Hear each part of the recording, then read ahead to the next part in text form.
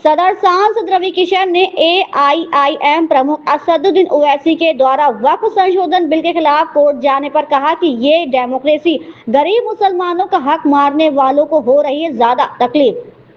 सदर सांसद रवि किशन ने AIIM प्रमुख असदुद्दीन ओवैसी के द्वारा वक्फ संशोधन बिल के खिलाफ कोर्ट जाने पर कहा कि ये डेमोक्रेसी है, जिसको कोर्ट जाना है वो जा सकता है, लेकिन गरीब मुसलमानों के हक की 75 साल से किसी ने बात नहीं की। पहली बार मोदी सरकार ने उनके बारे में सोचा, इसके लिए प्रधानमंत्री नरेंद्र मोदी को धन्यवाद देता हूँ।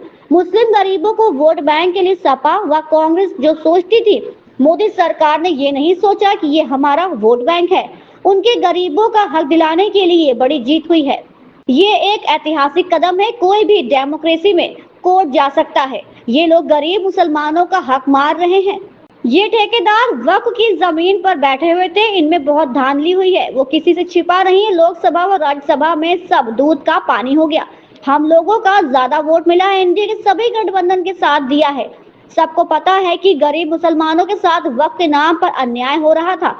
वो सभी चीजों का अब हिसाब होगा। 48 लाख एकड़ जमीन का रिटर्न केवल 126 करोड़ रुपए था, जबकि ज्यादा होना चाहिए, जिससे कई गरीब मुसलमानों का भविष्य बनता। उनके लिए स्कूल, कॉलेज व हॉस्पिटल्स बनेंगे, मैरिज हॉल बनेंगे। इसके साथ ही बहुत सारे कार्य होंगे। लखनऊ में 5-5 लाख रुपए दफनाने के लिए लिया जाता था। देश व गोरखपुर के मुसलमान बहुत प्रसन्न हैं कि उनको हक मिलेगा।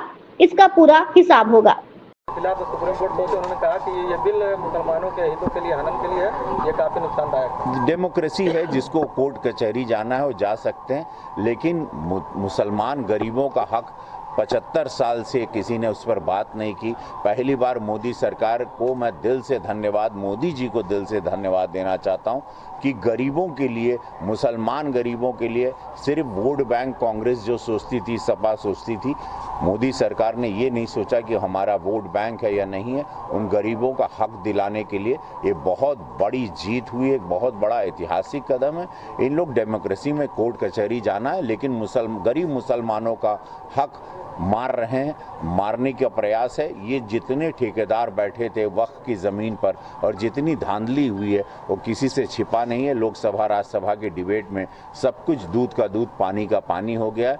हम लोगों को ज़्यादा वोट मिले, हमारा एनडीए के पूरे गठबंधन ने हम लोगों की उसमें साथ दिया, क्योंकि सबको पता है कि गरीब मुसलमानों के साथ, मुसलमान समुदाय के साथ अन्याय हो रहा था इस देश में वक्फ के नाम पर। अब वो सारी चीज़ें, अब अकाउंटेबिलिटी रहेगी, सबका हिसाब किताब, आए कितनी इनकम होगी। सोचिए, इतनी बड़ी 48 लाख एकड़ ज़मीन का खाली रिटर्न 126 करोड़ रुपया था, जहां की उनको रेंट ही इतना मिलना चाहिए था, जिससे कई गरीब मुसलमानों का भविष्य बनता। वहां उनके लिए कॉलेजेस, स्कूल बनेंगे, हेल्थ सुविधाएं बनेंगी, मैरिज हॉल्स बनेंगे और बहुत सारे कार्य होंगे। तो जैसे लखनऊ में ही एक कब्रिस्तान में 5-5 लाख रुपया कब्रिस्तान में दफनाने के लिए लिया जाता था, उसका हिसाब, ये सारी अकाउंटेबिलिटी होगी। एक बहुत बड़ा कदम है। मुसलमान समुदाय बहुत प्रसन्न है, गोरखपुर के मुसलमान भी बहुत प्रसन्न है कि उनको उनका हक मिलेगा। वक्फ से आज़ाद होकर अब वहाँ पर सारी चीज़ें हिसाब किताब में रहेंगी, किसको कितना इनकम है, ये ज़मीन में क्या हो सकता है।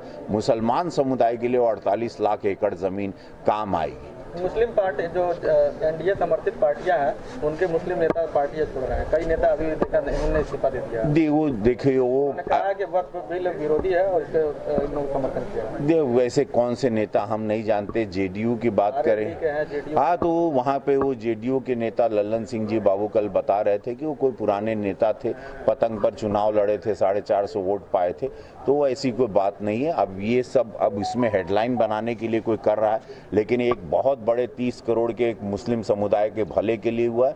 ये 2-4 लोग अपने स्वार्थ में क्या सोच रहे हैं हमको नहीं पता। ये पूरे एक समुदाय के लिए एक बहुत बड़ा कदम है।